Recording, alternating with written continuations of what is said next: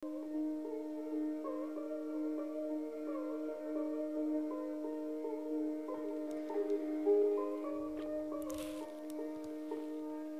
دروازه و آسمایی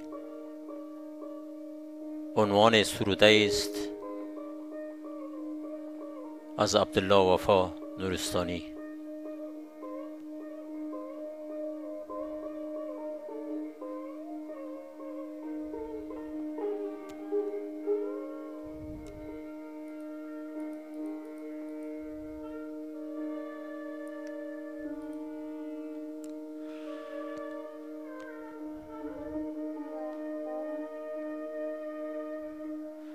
کجا فریاد و غوغای رسد از ما به آن بالا؟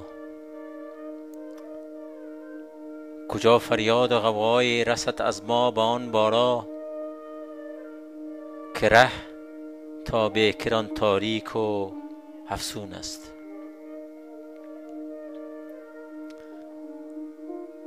در این ماتم سرا خوابیده غم یکسر، افق تاریک و وادی دور و هر سو ماتم و خون است. به قلب داغدارم ناله ها و شور مجنون است. چمن یکسر چراغان بود و اکنون تیره و تار است. تمام کوه و صحرا رخت ماتم را به تن کرده.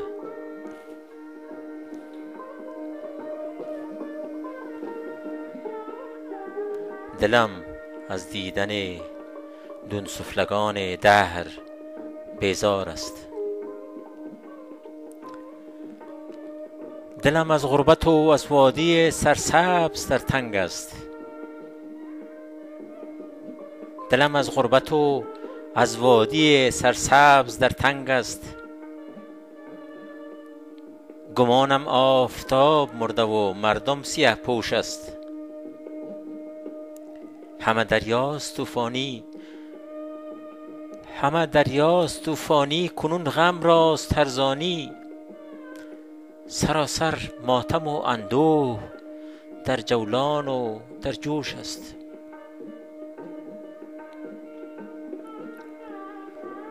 پس از اعدام کبک و آن پرستوها، پس از زندانی فاخته، پس از مرگ قناری ها، در این وادی تو غیر غم نبینی یک دل را شاد. در این وادی تو غیر غم نبینی یک دل را شاد. سپاه افتد مگر آن جره باز و آن شکاری ها. اگر از شهر ماتمزا دوباره زنده برگشتم،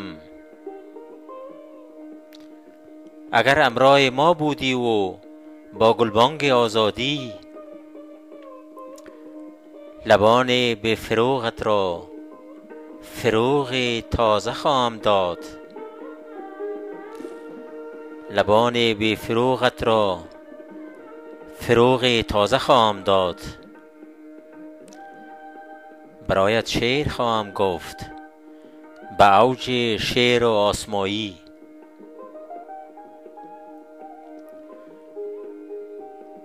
اگر افغانستان من بسان تاج شاهان شد،